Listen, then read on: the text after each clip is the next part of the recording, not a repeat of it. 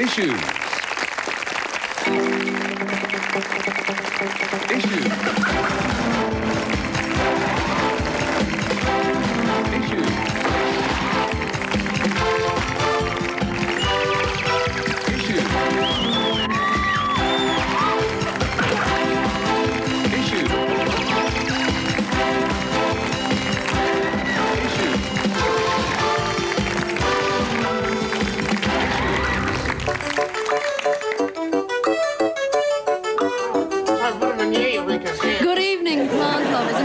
Celebrity Gardens. My guest tonight is Pam Corkery, and we're looking at her latest attempt at growing a cyclamen. Pam, what sort of special attention do you give your pot plants? Well, I like plants, you know. They don't talk back. You don't have to listen to their boring bloody opinions every 5 minutes, you know. And I heard that they respond to the sound of the human voice. So, you know, I spoke to this one every day for 5 months, and look at the bastard! It's stuck!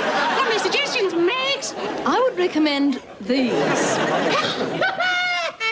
From Celebrity Gardens, good night.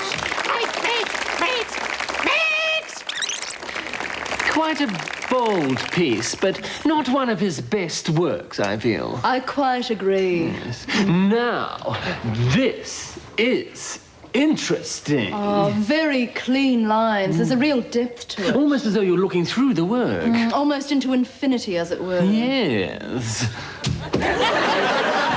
Oh, g'day. Clever touch. Very clever.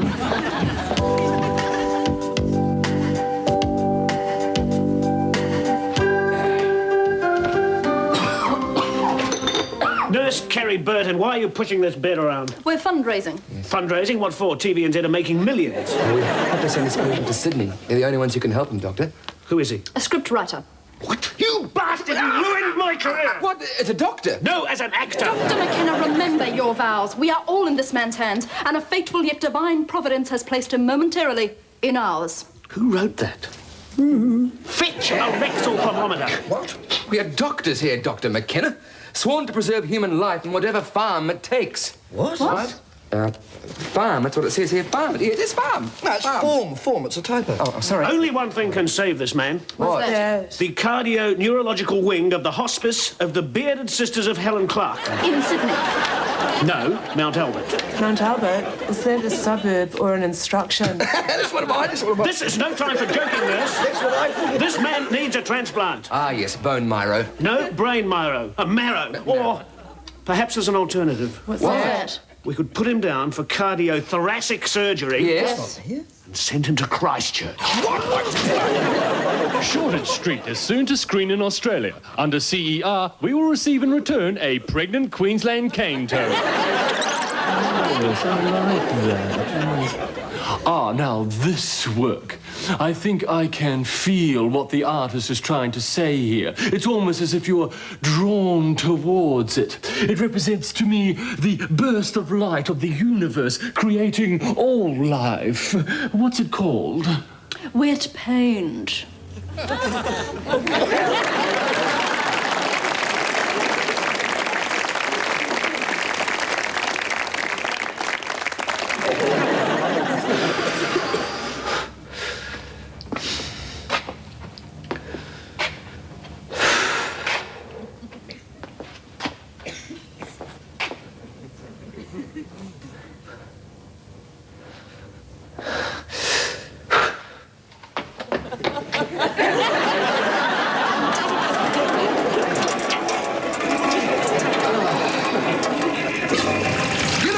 This week's issue of New Zealand Blokes Weekly is packed tighter than an all-black scrub. In shock revelation, Rod Stewart explains that he really married Rachel for her body and how to make a pair of socks last well past that crucial second month before washing. And in our medical section, shake hands with your gland. We reveal how to do your own prostate operations using no more than a skill saw, a 2-speed router and some 10-pound fishing line. And some leading Kiwi jokers reminisce over some of the all-time favourite meals they've reheated.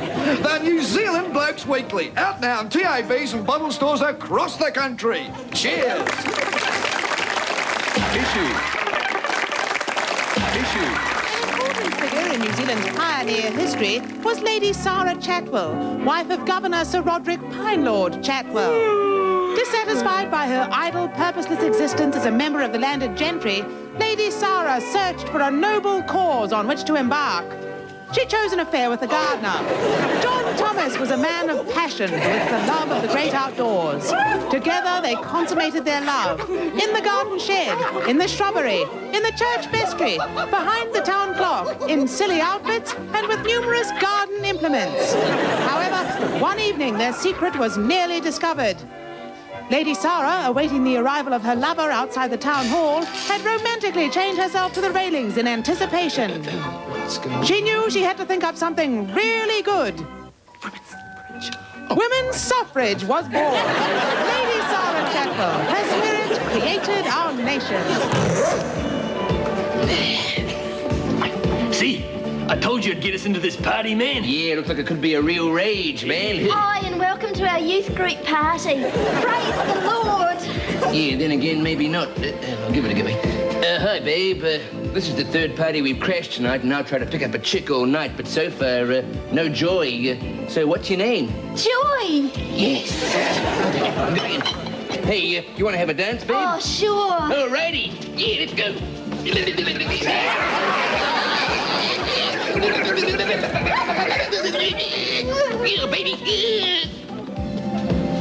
What happened, man? She's a stink dancer.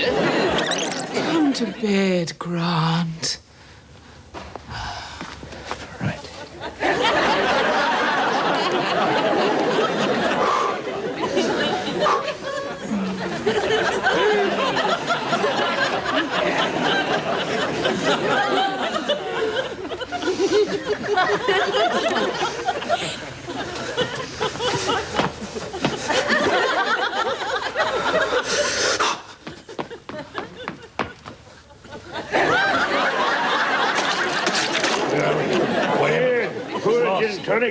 I'm standing on a beach in Northland where a pod of Labour politicians have stranded themselves. It's a tragic sight as their bloated, ungainly bodies thresh about hopelessly, pitifully calling out for Bellamy's dinners, unsubsidised drinks. Give me a stein. Or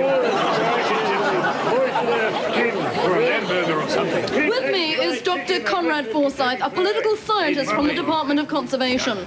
Dr. Forsyth, why did these politicians beach themselves? Well, it's hard to say exactly why this happens, but in this case, I would say the leader became confused, disorientated, then the rest of the pod just followed him in.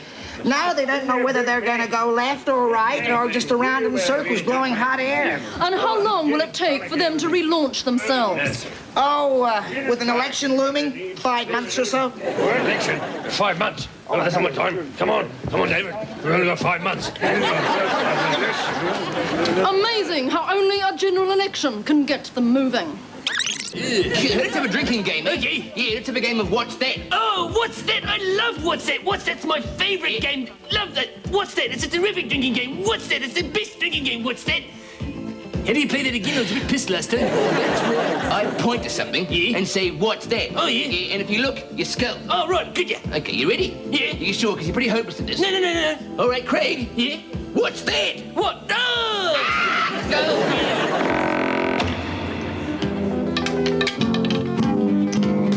I met her in a hospital. Her nose was kind of small. Her butt was on the large side and she had no chest at all. Need no urgent. I cell phoned for a surgeon, and suddenly my trainer bra was no more use at all. You gotta know how to hold him, learn how to fold him, maximize your assets and pretend that they're your own. You gotta know how to flip them, to cut and tuck and nip them. 'Cause beauty, it ain't shallow, it's as deep as silicone. Careful what you do with those things, you'll injure someone. At some clinic, he was looking kinda grim. You couldn't recognize him for his monstrous double chin. I looked her right between them, and I saw my future life. Why gamble on a diet when you're betting on a knife? You gotta know when to fetch it, know when to stretch it, know when to shorten up and when to elongate. You don't show no elation till past the operation. There'll be time for liposuction at an unknown future date. You gotta know how to move it, expensively improve it. Snip it off and whip it off and graft it into place so that surgeon's your savior. Don't stick with what God gave you. End up like Michael Jackson with a total loss of face. End up like Michael Jackson with a total loss of face.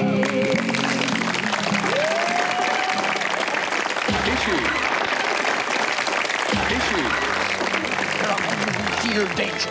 There are men who seek danger, and there are men for whom danger is a pulse, which throbs within their peanut-sized brains. Such a man is Chuck Dare, stuntman.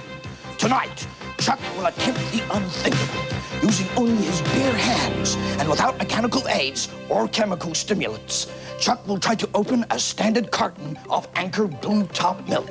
Nervous or highly strung viewers are advised not to watch. He's turning it over.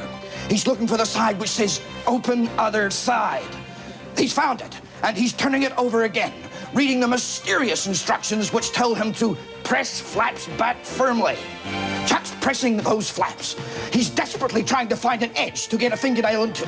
There is still no point of entry, and Chuck, goaded beyond human endurance, applies an extra bit of pressure. Oh, he's blowing it! Wow! A carton of Anchor Blue Top, a feat beyond even the death-defying skills of Chuck Dare, stuntman. Next week, Chuck goes into Beyond the Ultimate and attempts to open a packet of Air New Zealand cheese. Wherever go, you mug! Put some spin on it, you mongrel! Hey, what are you doing? Oh, I'm just yelling a bit, ding dong bowler. Yeah, well, steady on. This is the Mount Albert Gentlemen's Bowling Club. It's not bloody Australian one-day cricket. Next thing you know, you'll be doing that Mexican wave thingy. Well, what's that? You know, it's when I stand up and then toss my arms and everything up in the air, and then you follow through. Yeah, well, I'll show you. We'll do it. You right? Here we go. You ready? Way! Right, follow on. Way! Oh, bugger.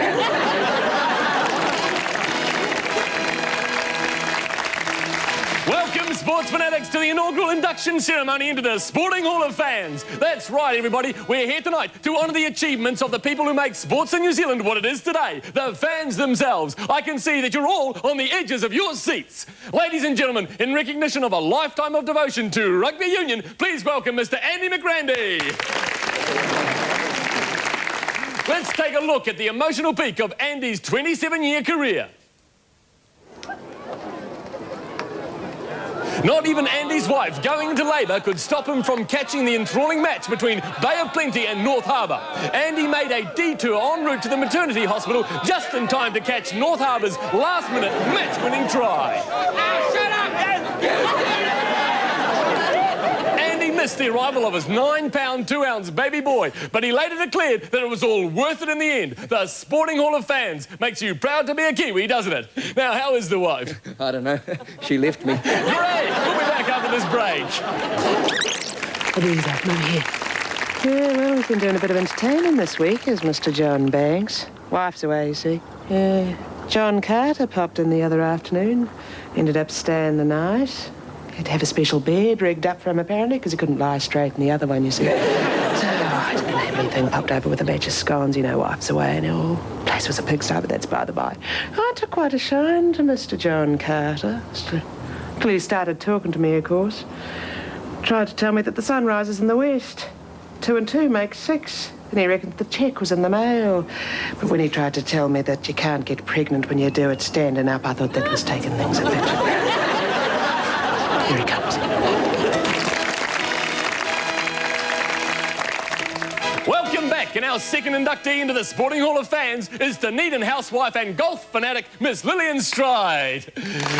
Lillian has been a Bob Charles fanatic since the 60s, and the pinnacle of her achievement came in the sudden death last 3-hole playoff between her hero Bob and Servi Ballesteros in the Chase Equitycorp Open Slather. Ballesteros one crucial stroke up on the 16th. This putt should seal it for him. An easy one. Yes, indeed, a great moment there, Lillian, but the best was yet to come. And this has got to be it for Ballesteros. A 2-inch putt for victory, lining it up and... Yes, indeed, Lillian goes into the Sporting Hall of Fans like a flash. It's here, it's now, and it's stalking the streets of your city. Someone had to stop them, and one man was not about to stand by while the youth of a nation was destroyed.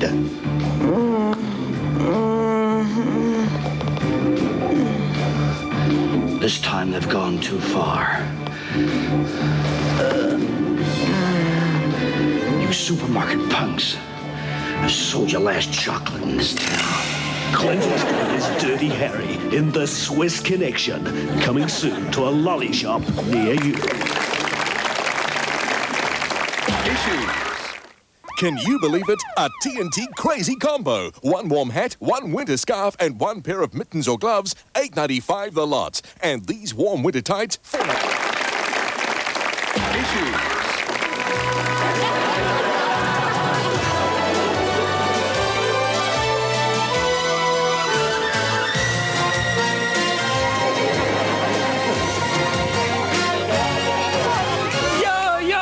To the Ralston Gripe, the show that's got more punch than a Mormon wedding. And more guests than viewers. Speaking of guests, the lady who's got more wine than a Northland sawmill, Pam Corkery.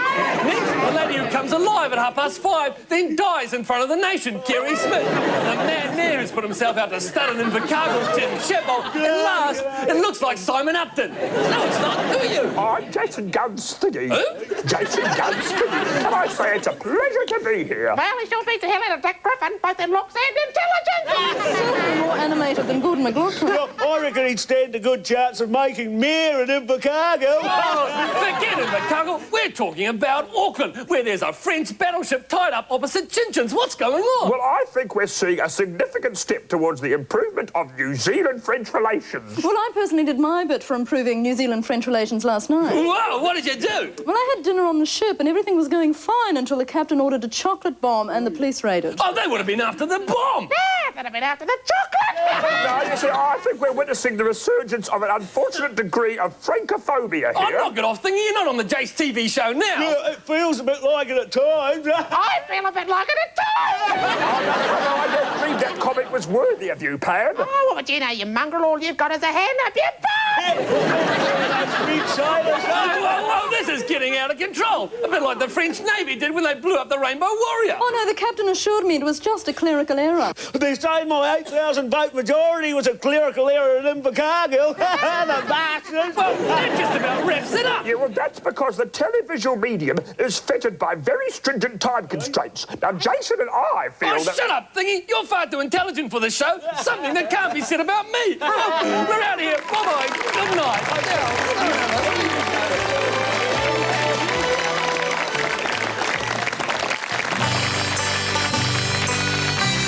G'day, welcome to Aussie News. I'm Bright. And I'm Pip. Yeah, and Pip is something you do through a keyhole. And Bri is one of the few men who can do it through a keyhole. Pip. Well, Australia emerged triumphant again in the latest Trans-Tasman sporting encounter. What was that, Bri? Tiger hunting at the Wellington Zoo. Oh, yeah, where Paul Toby, the Kiwi tiger, got murderised by Jambi, the Aussie tiger. I wonder what that was all about. Probably the same old story. Old Jambi comes home a bit late from the pub one night. Toby tells him, your tea's cold, you mongrel. The bathroom needs painting and you haven't mowed the lawn for weeks. And it just sort of went downhill from there. Yeah, but sinking his fangs into a chest was a bit over the top, wasn't it? Yeah, bit of a clip round the ear and a bunch of flowers the next day would have done the trick. Let's see what Bruce Schooner thinks about this. G'day, cobs, digs, dogs and dingoes. Well, there's more than one sort of Aussie tiger. This little fellow here is an Aussie tiger snake. Now, he's got hardly any brain, he'll attack anything, and he's covered in stripes. A bit like most league players. Oh, sorry about that, Sid. Oh, that's all right, Bruce. But when you gain his confidence, you'll find he's as gentle as... the bastard bit me! Valerie, could you come and suck this? No, me wound, Valerie, me wound. Yes, Sister Pam, the SPCA's been calling to the Wellington tiger fight. Yeah, if there's dumb animals fighting each other, the SPCA wants to be involved. What? They want to prosecute the Wellington Zoo? No, they want to referee the Winfield Cup.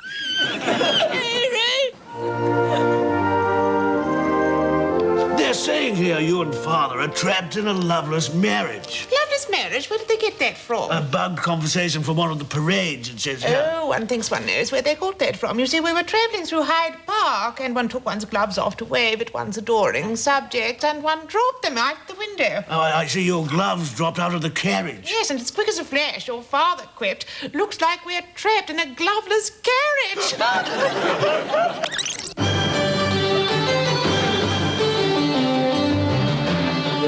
A man today jumped from the top of a tall Auckland building with a small bird attached to his ankle.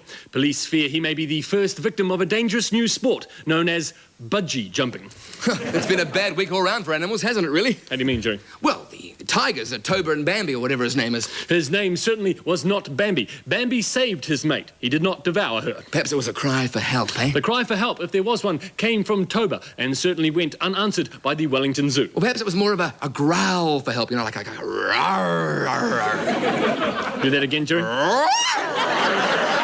I've changed my mind. Suddenly, I am at one with the luckless Jambi. Well, how do you mean? Locked together in a confined space, night after night, with an infuriating partner. I can see how this could bring about a desire, even in the higher creatures, to leap on something's back, sink deadly fans deep into its neck, and make an end of it. What are you on about?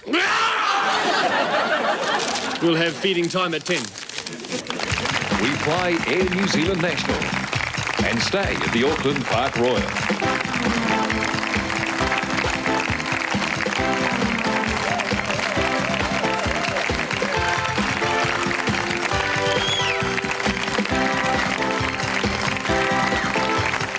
More award-winning comedy tomorrow night at 8 o'clock with Candice Bergen in Murphy Brown.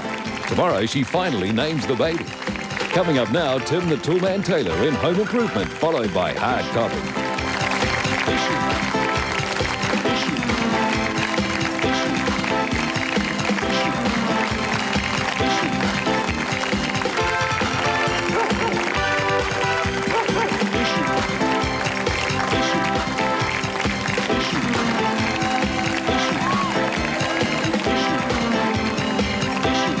Issues is produced by Eisenberg with the help of your broadcasting fee, so you can see more of New Zealand on air.